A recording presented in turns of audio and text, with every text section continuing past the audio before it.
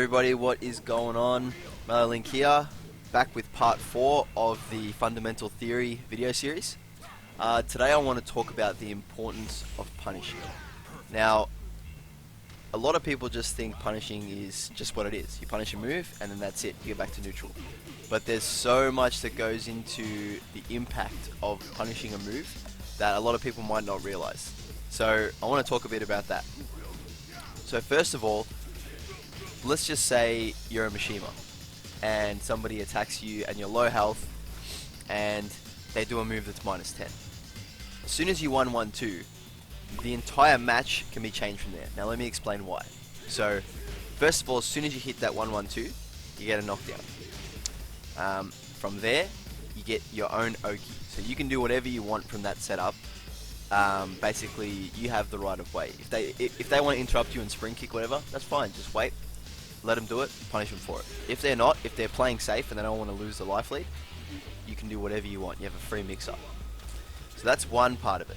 The second part is very, very important. So it actually gives mental damage to your opponent. So from that point onwards, if you're punishing things correctly, this is why it's super important. People will then be a bit more weary to use the move because they're like, okay, he knows this punish, and he is punishing me for it, and as soon as I do that, my turn's over, and I have to block this guy's stuff. You know what I mean? So, a lot of people from then, if you're punishing them a lot, and they are watching the game, they'll be scared to do it for next time. It does a lot of mental damage. This also ties in with the past videos about conditioning. If you use this, and they're so used to using a move that's punishable, and you're punishing it, that's actually making them play differently. And they have to play them without a big chunk of their offense if they're used to using things that are punishable. You know what I mean?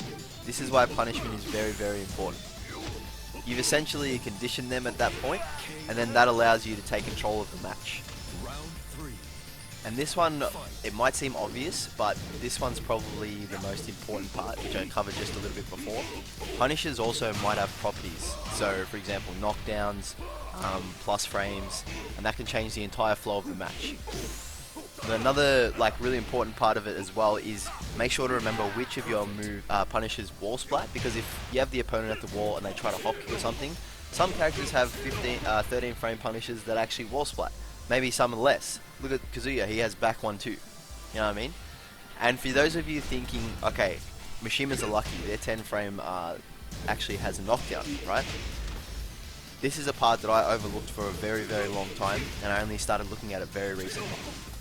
So, you got to check out how plus you are after a punish. So I'm going to use Ganryu for this example. So his 12 frame punish is 2-1, okay? This is actually +8 on hit. So even though they're still standing, they might not realize it, but they're actually -8. So any move I do between 10 and 17 frames after that, it's actually a frame trap. So just because you get a punish, you don't assume your turn's over, and that's it. Like, a lot of people think, okay, I got my punish in, now I gotta go for a 50-50 and do a launch or, move in, it's my turn. And then they get hop kicked out of the air, and you're like, why did I get hop kicked?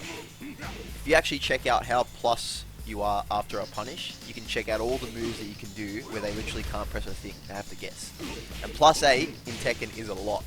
So Ganryu can actually go into stance and do a move for a counter hit. He can do his down forward 1, he can do his down forward 3, down 1 +2, he can do a lot of things within +8. So just that 12 frame punish, just a little measly 2-1, which looks like it's not much, 24 damage, can actually change a lot. Because if that goes into, for example, he's down 1 +2 and they get counter hit, that's a grab mix up from there. And if it's a 1 +2, that's 75 damage, just a standard combo. That's a lot just from a 2-1 punish.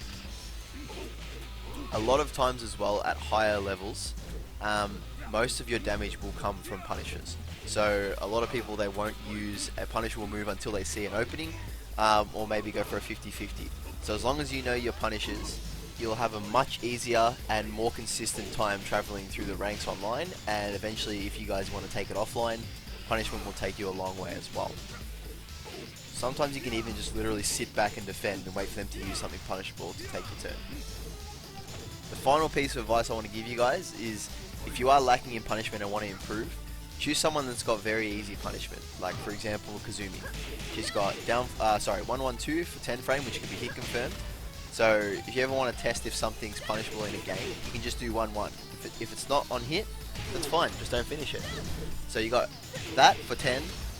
You got 1+2 for 12, and you got 13 frame down forward 1-2. So just to start off, that'll be great for learning punishment and getting more used to it.